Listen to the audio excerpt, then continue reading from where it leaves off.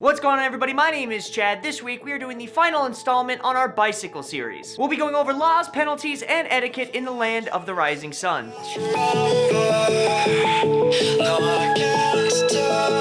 This video is brought to you by our wonderful Patreons. You guys kick some serious butt, and I could not have made this video without you. Now, today's video will be split up into 3 segments. We'll go over the laws, both the hardline laws that you will get tickets for, and those that are maybe not exactly enforced. Then we'll go over the penalties for breaking said laws, and finally we'll just go over some common etiquette that you probably need to know when being in Japan. Starting up with the laws, Japan does not have any helmet laws that I have been able to find. In fact, you'd be very, very hard set to find anybody wearing a helmet in their daily commute that I've seen. From Tokyo to small towns, the commuting speed tends to not be extraordinarily fast, and thus people, for some reason, don't feel the need to wear helmets often. In fact, I've seen couriers going 30 miles an hour on speed bikes, still not wearing helmets. However, as I can attest, as someone who has had their own Japanese bicycle accident, wear a helmet. You'll thank me later when your mom isn't smacking the crap out of you when you come home. Next up, not to crush any of your anime weeaboo dreams, but you cannot have someone on the back of your bike. Unless you have one of those goofy 2-seaters, no one's allowed to be on your bike. In fact, it's called a Jitensha for a reason. Ji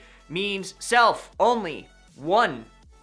Just you. You'll see people breaking this rule a lot. In fact, you'll see a lot of parents who just have their kids sitting on the back and not in like a child seat. You'll also see like boyfriends pedaling around their girlfriends.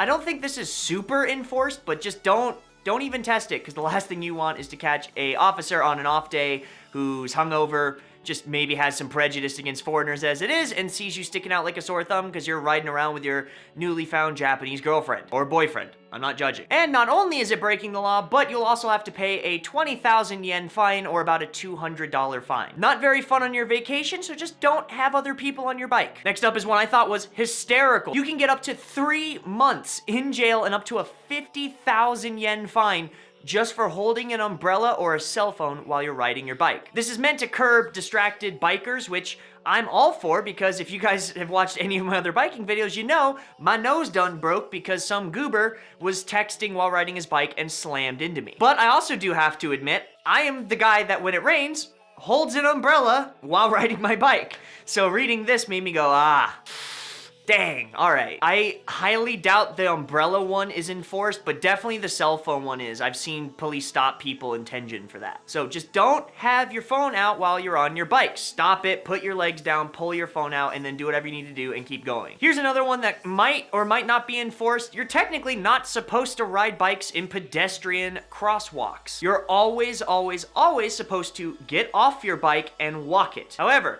I've never seen someone do this. I've never seen anyone get off their bike at crosswalks. For the most part, you just ride real slowly, kind of meandering through the crowd, right? And I've done this myself. In fact, I think I've made a video of myself doing this at some point. This one seems kind of obvious, but unfortunately I've seen a lot of foreigners do it, as well as Japanese people. Do not ride your bike while intoxicated. Now, if you're on the side of a street smoking a cigarette at midnight, you're bound to see 2 or 3 drunk businessmen meandering their way around you. I don't know how enforced this is, because I do not drink, nor have ever had to ride myself home while drunk. But I've seen people do it just about every night I've been out, so I can't imagine it's done often. Here's one I actually got a warning for, and it's a law I didn't even know till it was my second time over in Japan. You have to have a functioning headlight on the front of your bike. And I know you say headlight or headlamp, I don't know what you guys call it. It's not the thing that goes on your head when you go splunking, it's just the light that goes on the very front of your handlebars. Mostly it's so that way cars can see you, but you do need a little headlamp on the front of your bike. If you do purchase a bike that does not have one of these, which happens every once in a while, especially if you're buying used bikes, quick little Chad tip, you can just go to a Daiso or really any 100 yen store. They almost always have a 100 yen bike section, and you could buy one of the lights there. I think it costs like 300 yen or $3. So just a heads up, make sure you have one of those if you're riding at night. Another quick Chad tip, this one might save you guys a lot of hassle and hoopwhopper. In Japanese law, oftentimes the bigger vehicle is always at fault. So if you're being a jackass and riding your bike into traffic and a car hits you, technically it's the car's fault. Now, I'm not saying do this, but technically I'm explaining this is often how the law is applied when it comes to traffic law. Now, if you're a biker and you hit a pedestrian, I don't care if that pedestrian was trying to get hit by you, It's your fault. So be very, very careful. And also, maybe buy a smaller bike. Just in case, the off chance the guy that hits you happens to have a slightly larger bike, it might just give you a little bit of a pass. I'm not saying it will, I'm not a lawyer, but I'd love to see if that actually works, and if it does work, you need to tell me in the comment box down below. Finally, yes, registration, as of a few years ago, is now mandatory for all bikes ridden in Japan. I'm not gonna go into how to do it in this video, I did it in my last video. If you wanna know how to do that, check out my previous bike video, I did it like 2 weeks ago. It explains the whole process, it's only 500 yen, and the last thing you wanna do, especially as a foreigner, is be caught without an unregistered bike. It looks like it's stolen, and there's no way to prove it isn't, so just register your bike. All right, now we're on to some common courtesy, starting with my biggest pet peeve. Don't take your bike on the train. There's always one doofus bringing the bike on the train. Just don't do it. It bothers everybody, and technically, it's not illegal, but just don't do it. Don't be that guy that brings the bike on the train. I give a pass personally to foldable bikes if it's folded to the size of like a briefcase, but you can't just bring a bike on or I will hate you and everyone there will hate you. Just ride your bike wherever you're going. Another fact that should be obvious, but maybe to some of you Americans, it's not, ride on the left side. All sidewalk traffic in basically every country goes the way of street traffic. So in America, we go on the right. In Japan, everything's on the left. So likewise, bike on the left side. To help you with this, most major cities have a yellow streak in the middle of the road that separates left and right side of the sidewalk. Stay on the left side of that. Likewise, try as much as humanly possible to be on the left sidewalk instead of the right sidewalk. It's not mandatory, but it'll just give you extra protection from being that guy that's riding on the wrong side. We're guests in their country. We're trying our best to be good examples of what foreigners are, so that way they do not make it harder for us to go there. Be thinking of the foreigners who will come after you and the opinions you leave when you leave Japan, because there's plenty of new people who would like to come and not have it be harder for them. Also, pretty much every medium and large size city has bike lanes. In my city, Fukuoka, it happens to be green, and I think it's the same in Tokyo as well. In that lane, again, be on the left side of that green lane, because there will be bikes coming at you, full bike speed, on the right side of that lane. Another good thing to know is that bikes, yes, they can go on the sidewalk, they can also go in the street and on the sides of the street. So, my rule of thumb, stick to sidewalks whenever you can. If you can't safely maneuver the sidewalk, then go to the street. If you can't safely maneuver the street, go to the sidewalk. But the sidewalk should be your kind of de facto bike lane. Next up, and this is also the same in most of the Western world, pedestrians always have the right of way.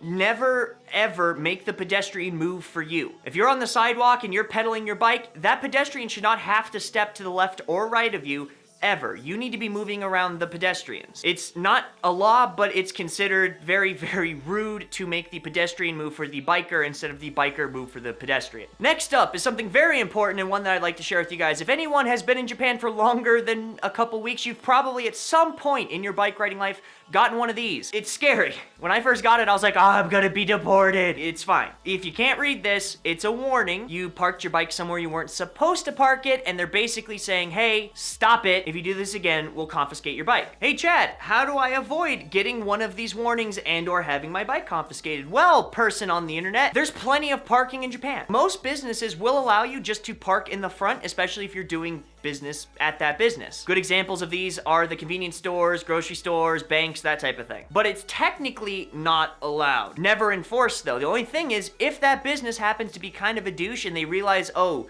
he's not doing business with us and we don't want him to park there, they have every right to call the cops and then they will do that. So how do you 100% avoid any possibility of that happening? Well, you pay for parking. And that sounds very tedious and expensive, but it's really not. Pretty much everywhere in Japan, the standard is 100 yen for a full day's parking. So if you're commuting, just make sure you budget an extra 500 yen a week or $5, so that way whenever you go to work, you just find one of the many, many parking places that are along the street of wherever you're working, lock your bike in, and when you come back, put 100 yen in to get it out. It's super easy and it avoids the hassle and fear of not being able to read something that is in bright yellow and red print. Hopefully you guys feel a lot more prepared to go to Japan than when you first started these videos. And if that is the case, be sure to leave a like down below. It helps my channel, it helps the channel grow, and it helps the community be strong. If you have any questions, comments, concerns, or compliments, be sure to leave them in the comment box down below. I do read all of them. If you're looking to get into some Japanese fishing, I did start a Japanese fly fishing importing business. You can check out Zimmerman Rod Company in the description description down below. I also have a manga club, which I think only has one spot left for $20 a month, way less than $1 a day. You can get one new manga book every single month to practice your Japanese reading. Go check that out at the Patreon link down below. Also, final thought, if you guys are wondering why I'm so tan and my lip is kind of ripped, it's because I was at a wedding this weekend, and it was my sister's wedding. Congratulations, Chelsea, and congratulations, Connor.